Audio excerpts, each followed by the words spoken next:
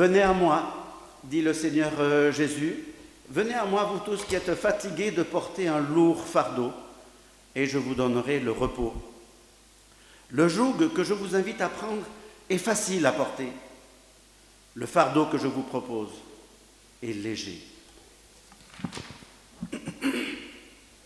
Seigneur, ouvre mes lèvres et ma bouche publiera ta louange. Nous dirons de façon antiphonée comme d'habitude. Seigneur, ouvre mes lèvres et ma bouche publiera ta louange. Ô Dieu, viens à mon aide, Seigneur, à mon secours. Que mon âme te bénisse et n'oublie aucun de tes bienfaits. Que mon âme te bénisse, que tout ce qui est en moi bénisse ton saint nom. Nous te rendons grâce de nous rassembler aujourd'hui. Nous te rendons grâce pour la paix de l'instant et la douceur de ta présence. Nous te confions ce culte que nous voulons célébrer. Nous te confions nos chants et nos prières. Nous te confions nos pensées, nos paroles et nos actes. Nous te confions cette journée. Nous nous confions en toi. Amen. Tournez les yeux vers le Seigneur et rayonnez de joie.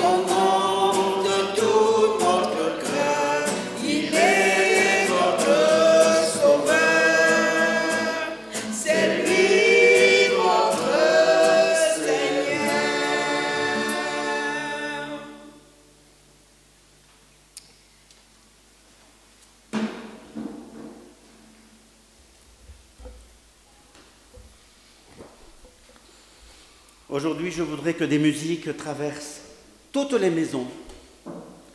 Aujourd'hui, je voudrais que des bougies brûlent près des portes comme des flammes de bonheur. Aujourd'hui, je voudrais que des arcs-en-ciel se dessinent sur tous les murs, que des tulipes s'accrochent aux fenêtres comme des calices de lumière. Je voudrais que parents et enfants sortent et se rassemblent, Je voudrais que des chants retentissent dans toutes les églises. Je voudrais que la gaieté illumine tous les visages. Aujourd'hui, je chante pour toi, Seigneur, et je te donne mon temps. Aujourd'hui, au milieu de mes amis, de mes frères et de mes sœurs, je t'écouterai et tu nous diras des mots de réconfort. Et chante les prés, chante les fleurs, la joie est dans mon cœur. Je vous invite à prendre le 718. Et nous pouvons nous lever pour le 718.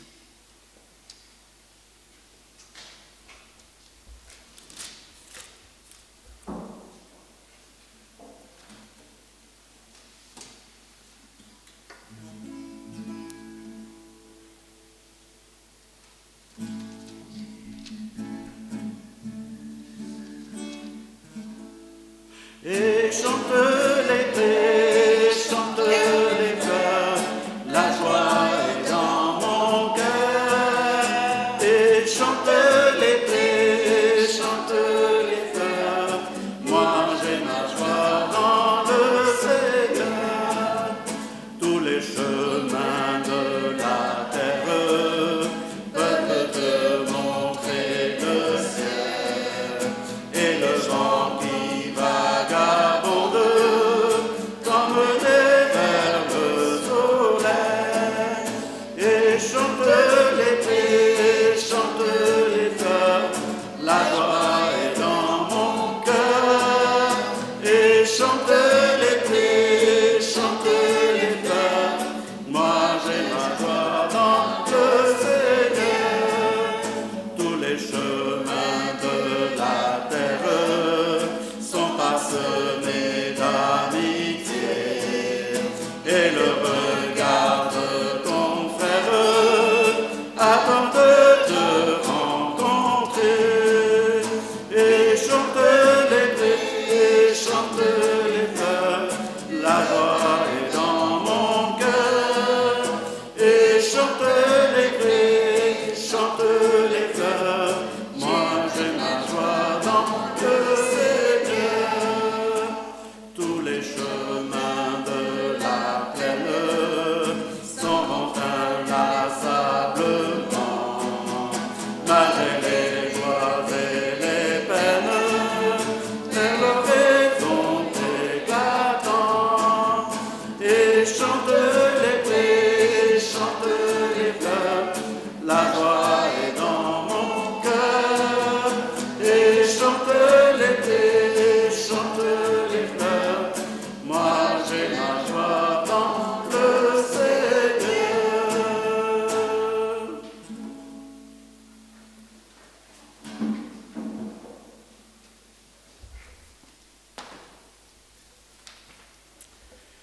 C'est Mireille qui nous guide en poursuivant la louange.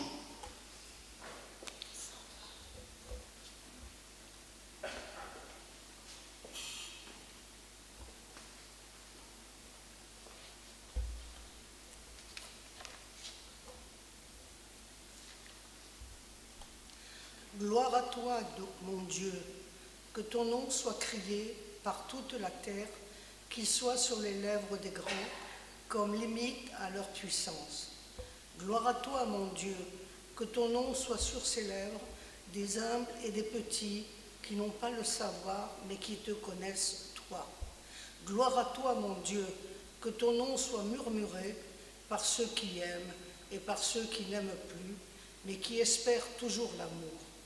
Gloire à toi, mon Dieu, que ton nom soit balbutié par les lèvres des tout-petits au regard innocent et par celles et ceux qui ont soif de justice.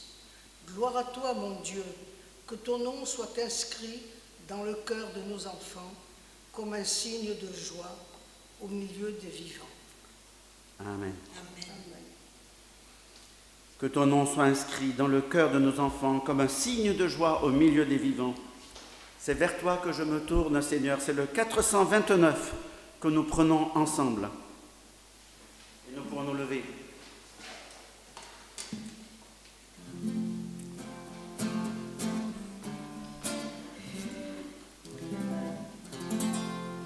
C'est vers toi que je me tourne,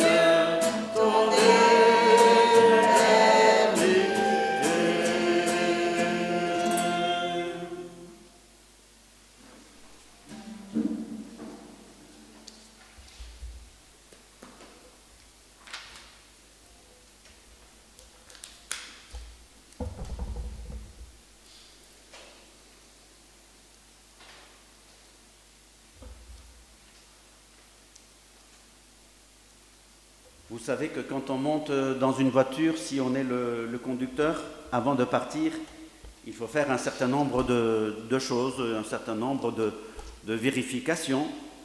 Il faut mettre sa ceinture de sécurité, déjà vérifier si le rétroviseur est bien calé, si on est à la bonne distance, et ainsi de suite.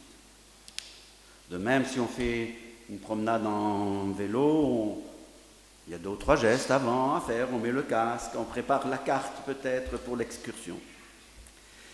Eh bien, autrefois, quand les Hébreux dans le désert devaient partir pour un trajet de marche, ils préparaient leurs bagages, ils pliaient les tentes, ils chargeaient les chameaux, ils préparaient les ballots qu'ils allaient porter sur leur dos, et quand tout était prêt, ils se mettaient en ordre de marche, en file, et quand tout était presque prêt, il y avait un dernier geste à faire. Un peu comme nous, on boucle la ceinture de sécurité avant de partir. Ce geste, c'était avec une corde. Oh, celle-ci est un peu petite, hein. Voilà. Ce geste était avec une corde. Il s'attachait, s'il craignait qu'il y ait une tempête de sable, par exemple, ils s'attachaient les uns et les autres, car cette corde était leur garantie. Quand la tempête souffle dans le désert, elle soulève le sable, l'air se remplit d'une si fine poussière qu'elle devient extrêmement dense et qu'on n'y voit plus rien. Et on peut très facilement se perdre dans le désert et on peut très facilement se perdre dans cette situation. Même à 1 mètre du voisin, si ça se trouve, on ne le voit pas. Alors, grâce à cette corde qui reliait les chameaux, les personnes, les uns derrière les autres, on était en sécurité même si on redoutait une éventuelle tempête. Mais il fallait que la corde soit bien attachée. Alors, quand normalement tout avait été installé, le dernier, il tirait sur la corde pour vérifier qu'elle était bien attachée et pas simplement posée pour semblant. Et lorsqu'il voyait que la corde était bien attachée et que la sécurité était bien assurée avec celui qui était devant lui, vous savez ce qu'il disait?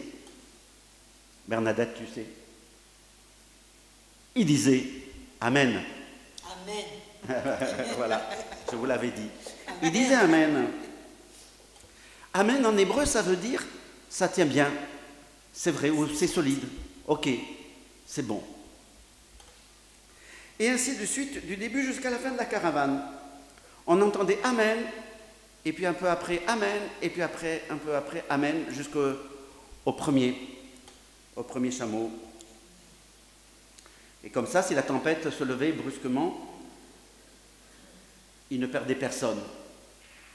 Le soir, quand la route était finie, et que les Hébreux priaient ensemble, lorsqu'un d'entre eux disait quelque chose qui paraissait vrai et fort aux autres, il disait Amen. Il disait oui, c'est vrai, on est d'accord, on y croit. C'est du solide, ça tient le coup. Dieu est solide et dans le Nouveau Testament, Jésus est appelé, dans certains passages, il est appelé le témoin véritable et dans l'Apocalypse, on l'appelle aussi, Jésus est le Amen. Amen. Jésus est celui qui tient bon, le solide, la solidité de la fidélité de Dieu. Frères et sœurs, est-ce que Dieu est solide? Êtes-vous d'accord? Eh bien, si vous êtes d'accord, vous dites oui, Amen. Et nous le croyons. Amen. Amen. Tu es là, au cœur de nos vies. Je vous invite à chanter le 614, les 3 strophes du 614. Tu es là, au cœur de nos vies.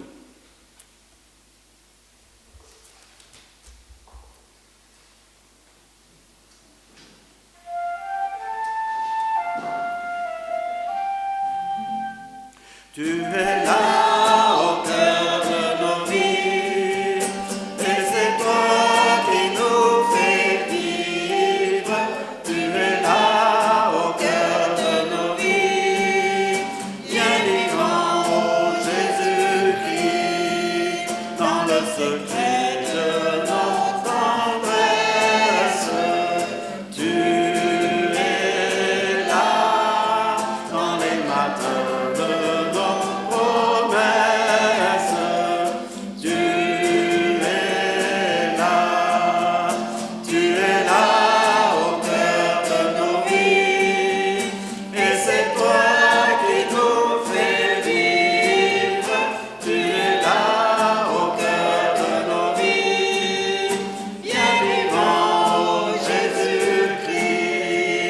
dans nos cœurs pour remplir l'orage.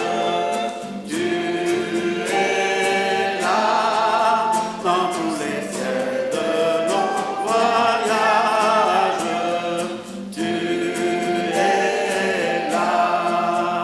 Tu es là au cœur de nos vies. Et c'est toi qui nous fais vivre. Tu es là au cœur de nos vies. Bien vivant, Jésus-Christ, au plein milieu de nos tempêtes. Tu es là dans la musique de nos fêtes.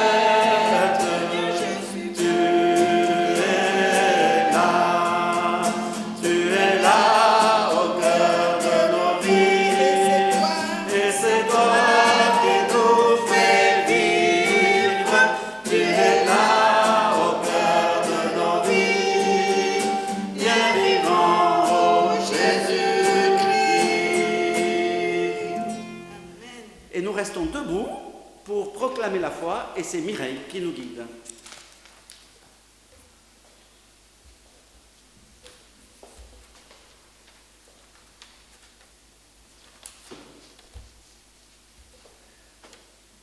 Seigneur, tu es tout pour nous. Tu as dit, je suis le pain de vie, celui qui vient à moi n'aura jamais faim, et celui qui croit en moi n'aura jamais soif. Oui, Seigneur, tu es le pain de notre faim, tu es le vin de nos festins. Tu as dit, je suis la lumière du monde, celui qui me suit ne marchera pas dans la ténèbre, mais il aura la lumière de la vie. Oui, Seigneur, tu es clarté dans notre obscurité, tu es lumière sur notre cécité. Tu as dit, je suis la porte, si quelqu'un entre par moi, il sera sauvé. Il entrera et sortira et trouvera des pâturages. Oui, Seigneur, tu es la porte de notre vie, tu es refuge dans notre nuit. Tu as dit, je suis le bon berger. Le bon berger donne sa vie pour ses brebis. Oui, Seigneur, tu es le berger qui nous conduit, l'agneau qui nous guérit. Tu as dit, je suis la résurrection et la vie. Celui qui croit en moi vivra, quand même il serait mort. Oui, Seigneur, tu es résurrection dans nos déchirures, tu es vie sur nos blessures. Seigneur, tu es tout pour nous. Amen. Amen. Qui donc dans le ciel est semblable à toi, c'est le 281. Qui est puissant comme toi, éternel mon roi, qui est puissant comme toi, éternel mon roi.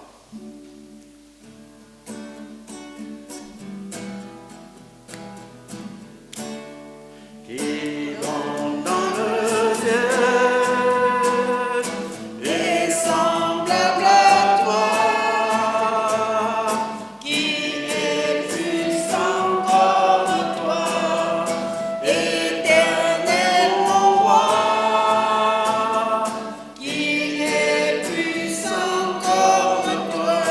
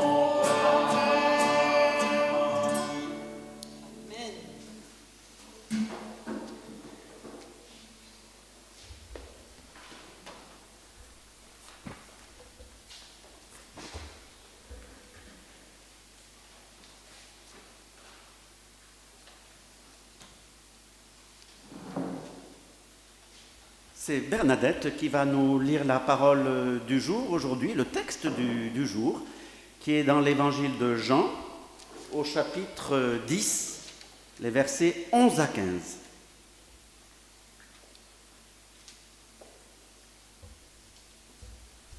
Le verset 11 à 15 nous dit ceci.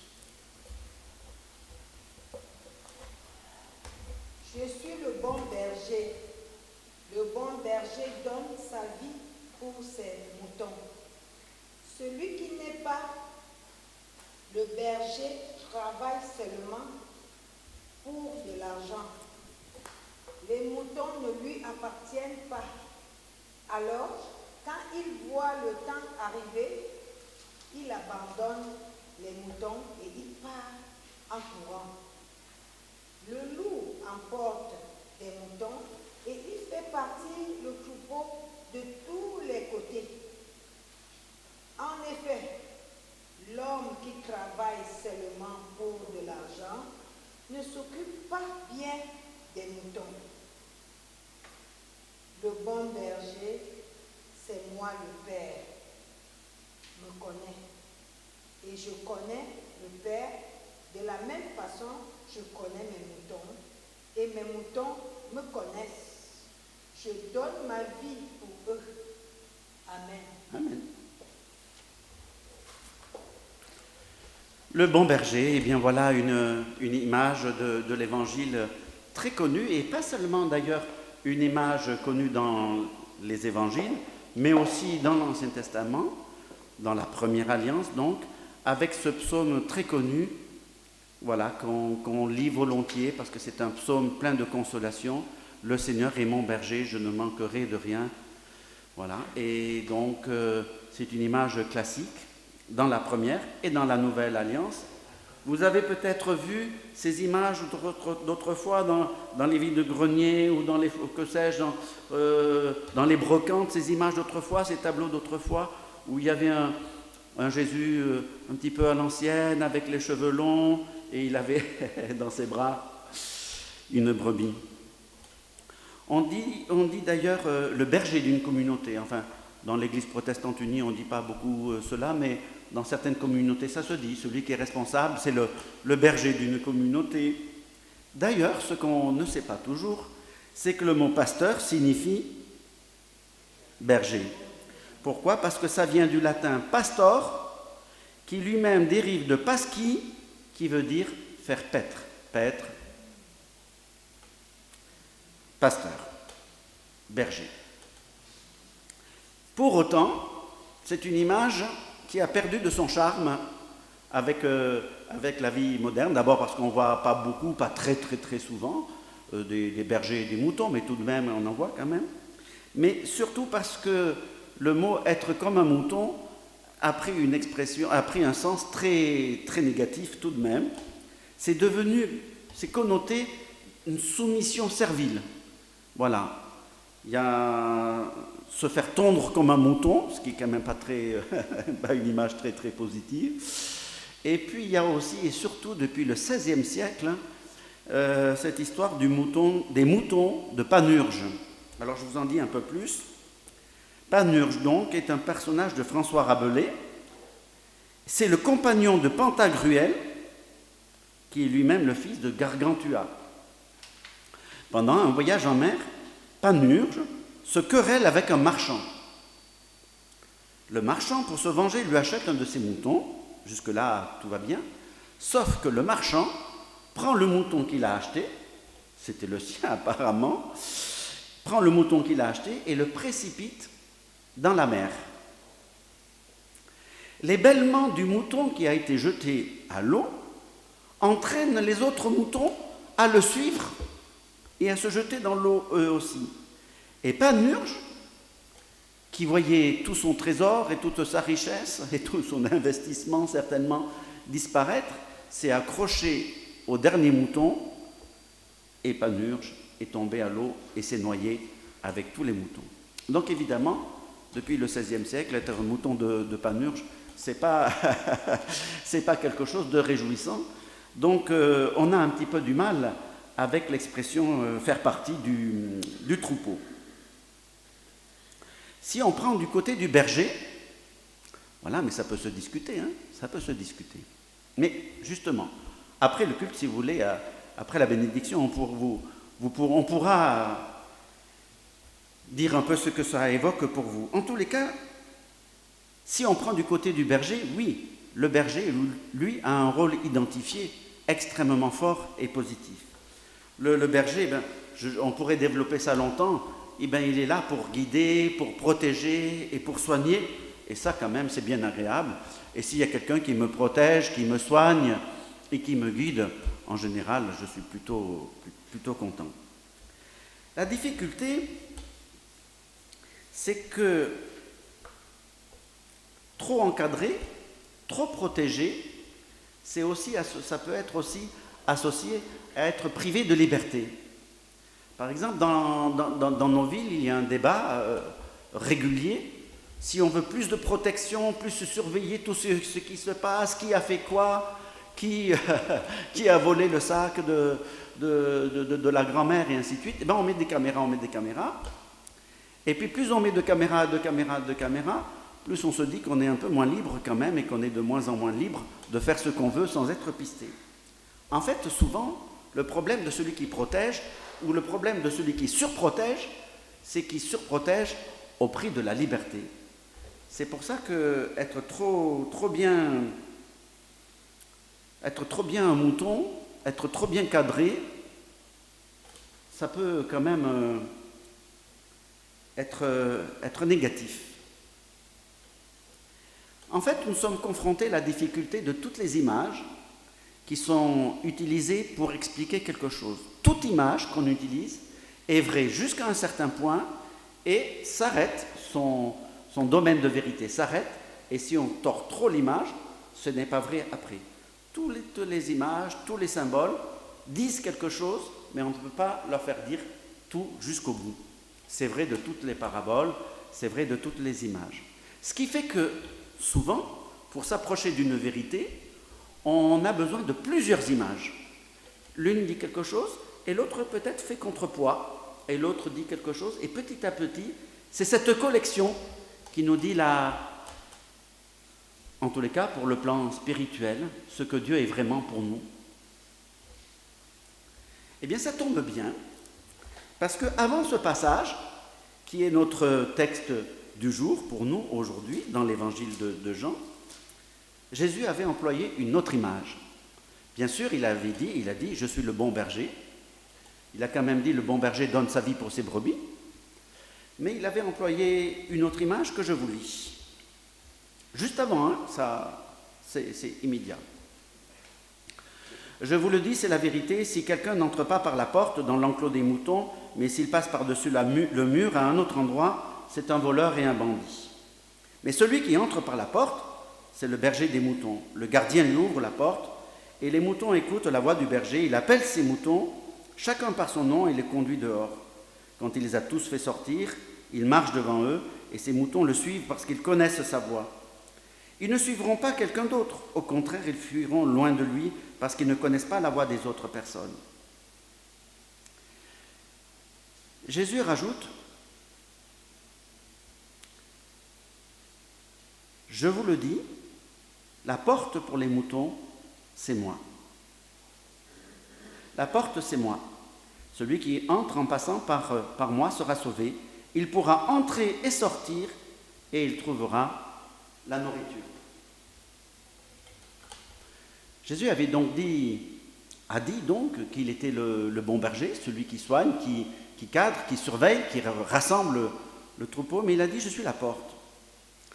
Seulement, la porte, c'est pas n'importe quelle porte quand on écoute bien.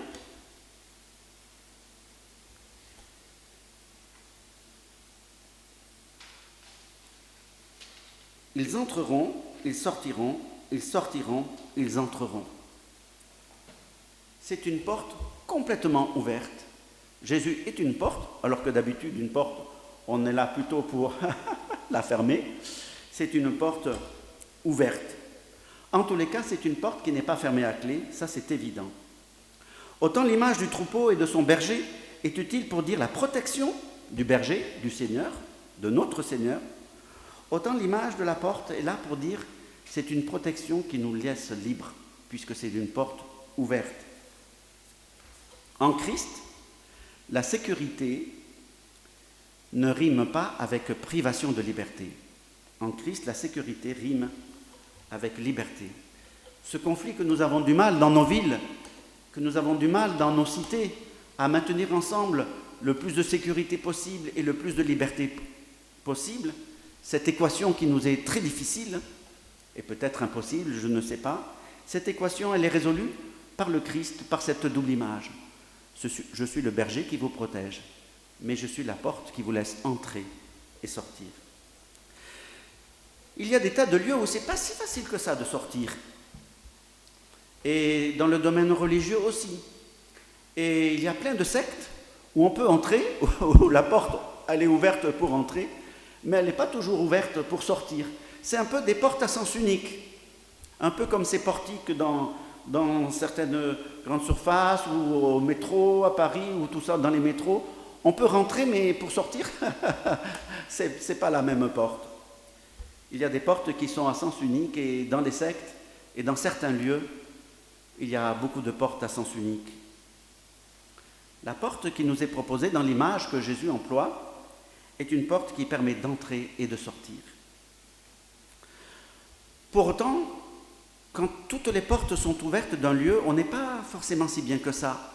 Si on est dans un hall de gare, les portes sont toutes ouvertes, ça c'est sûr, mais il y a des courants d'air froid d'un côté, etc. Et on ne trouve pas d'abri où on peut être un peu protégé, sauf si on trouve un endroit où les portes sont fermées. En fait, de temps en temps, il est bien que la porte soit fermée pour être à l'abri. La seule condition, c'est qu'elle ne soit pas fermée à clé.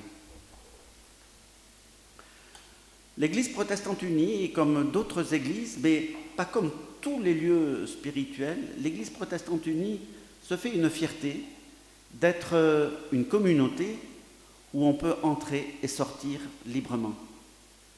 Et on fait le pari, nous sommes une église qui fait le pari, que plus on entrera et sortira librement, plus ce sera accueillant et chaleureux.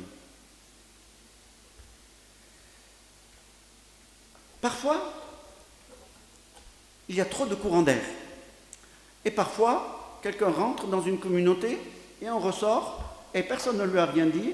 Et il est arrivé des fois que certaines personnes disent « Eh bien, ça fait 3 mois que je ne suis pas venu » et personne ne s'en rend compte. La porte était tellement ouverte que personne n'a rien dit. En fait, il faut que les portes soient ouvertes, mais qu'on soit quand même un lieu accueillant et attentif les uns aux autres. L'invitation à venir rejoindre une communauté et à dire on est une communauté accueillante ne peut marcher que si on est attentif et libre en même temps.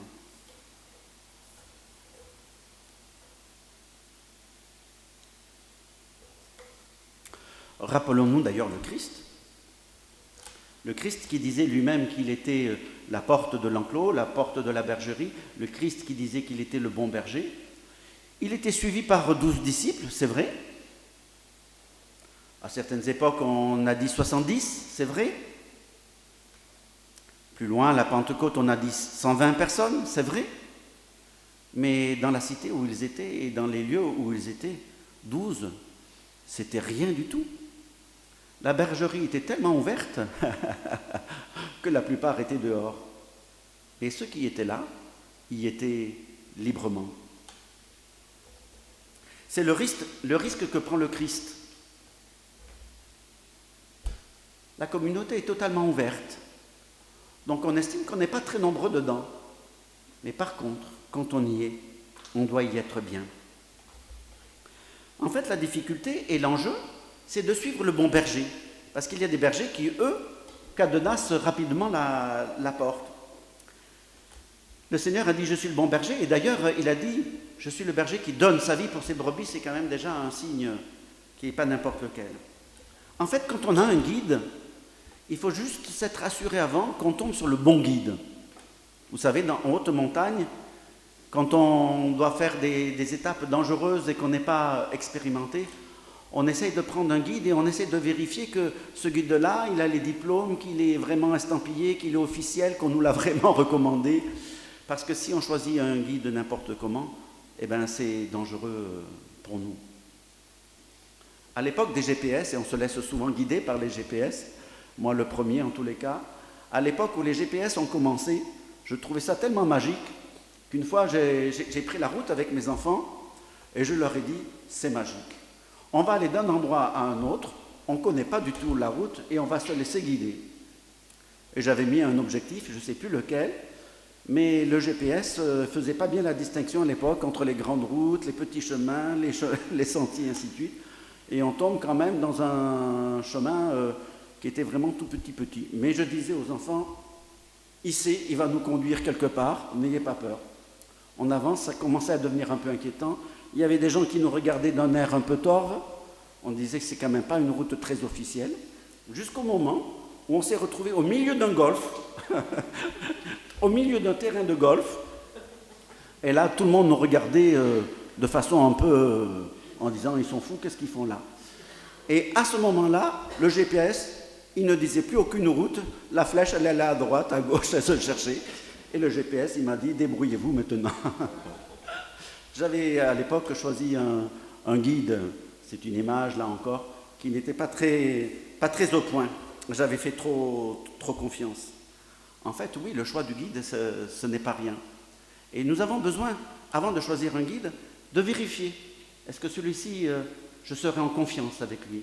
Et c'est pour ça que souvent nous prenons des renseignements. Vous le connaissez celui-là? Vous avez entendu parler de lui? Vous l'avez déjà suivi? Et c'est un petit peu le rôle de l'Église de dire oui, on le connaît. Oui, il n'enferme pas. Oui, il est bienveillant. Frères et sœurs, ne vaut-il pas la peine de suivre jusqu'au bout un berger qui nous aime à ce point, qui donne sa vie pour nous protéger? Ne vaut-il pas la peine de donner notre existence à celui qui a donné sa propre vie?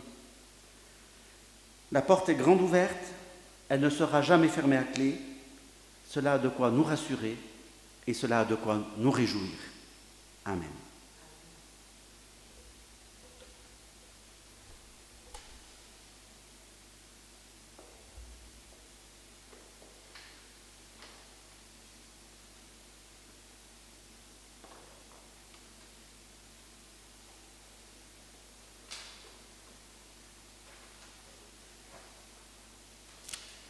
Le Seigneur nous a aimés comme on n'a jamais aimé. C'est le 589. C'est les strophes 1 à 4.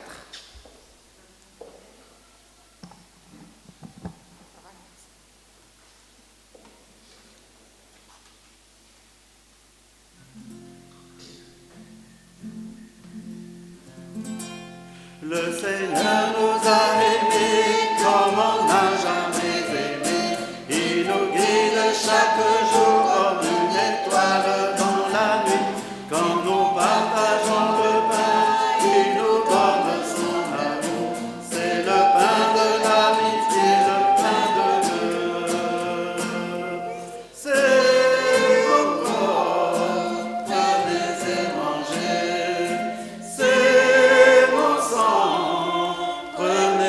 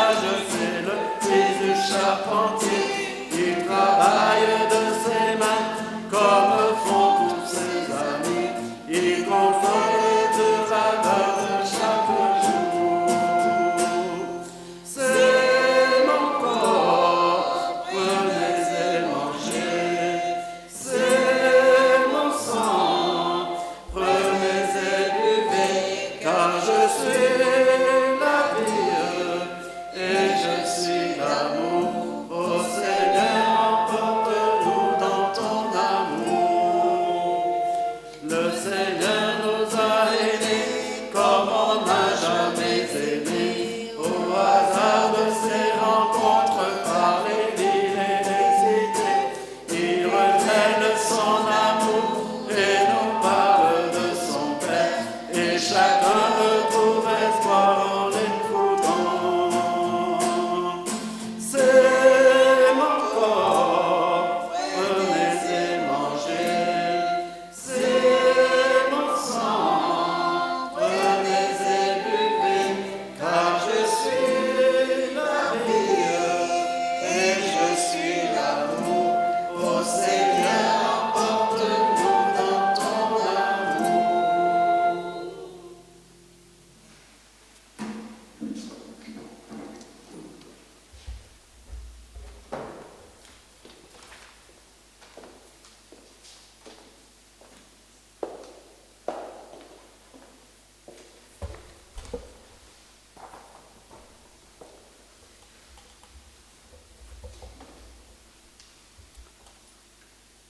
Frères et sœurs, cette bergerie que nous aimons bien, cette église que nous aimons bien, cette communauté que nous aimons bien a besoin de notre attention, et c'est pour cela qu'il y a maintenant le moment de l'offrande.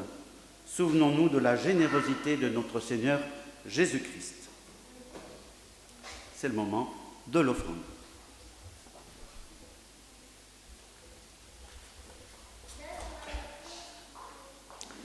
Pendant ce temps, quelques petites annonces. Voilà, les choses deviennent régulières maintenant dans notre communauté. Jeudi à 18h30, c'est la pause spirituelle. Bienvenue à tous ceux qui veulent profiter d'une petite pause. Vendredi à 20h, en visioconférence toujours, nous redémarrons un début de cycle de catéchisme adulte, c'est-à-dire que le cycle que nous avons commencé avec quelques-uns, on le reprend à zéro avec une des jeunes de notre communauté qui préfère le vendredi plutôt que le mardi. Donc ça sera toujours 2 fois par mois. Et ceux qui veulent reprendre le train en route du catéchisme adulte sont bienvenus. Donc c'est vendredi à 20h que ça commence. Le premier thème, ce sera le sens de la vie. Et bien dimanche prochain, culte ici, comme d'habitude.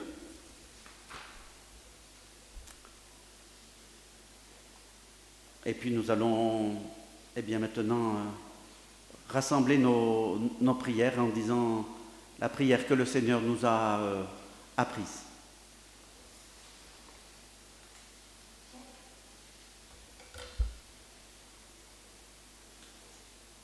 Notre Père, qui es aux cieux, que ton nom soit sanctifié, que ton règne vienne, que ta volonté soit faite sur la terre comme au ciel.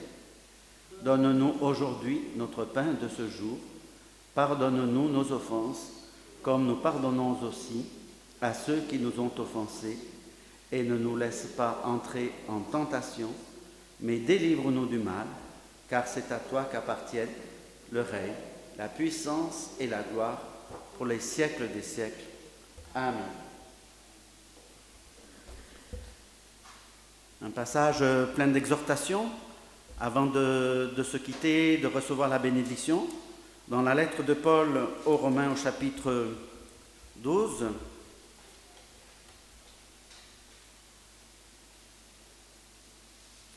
Frères et sœurs, Dieu est plein de bonté pour nous. Je vous demande ceci, offrez votre personne et votre vie, c'est le sacrifice réservé à Dieu et qui lui plaît. Voilà le vrai culte que vous devez lui rendre. Que votre amour soit vrai. Aimez-vous de tout votre cœur comme des frères et des sœurs chrétiens. Soyez toujours les premiers à vous respecter les uns les autres. Servez le Seigneur activement, sans paresse et de tout votre cœur. Je vous invite à vous lever pour la bénédiction.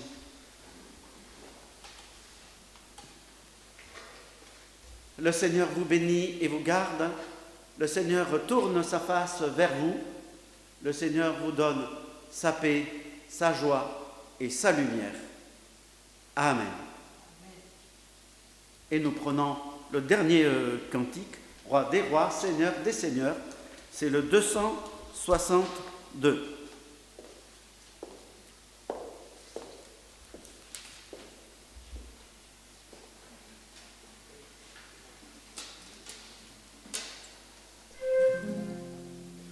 Roi des rois, Seigneur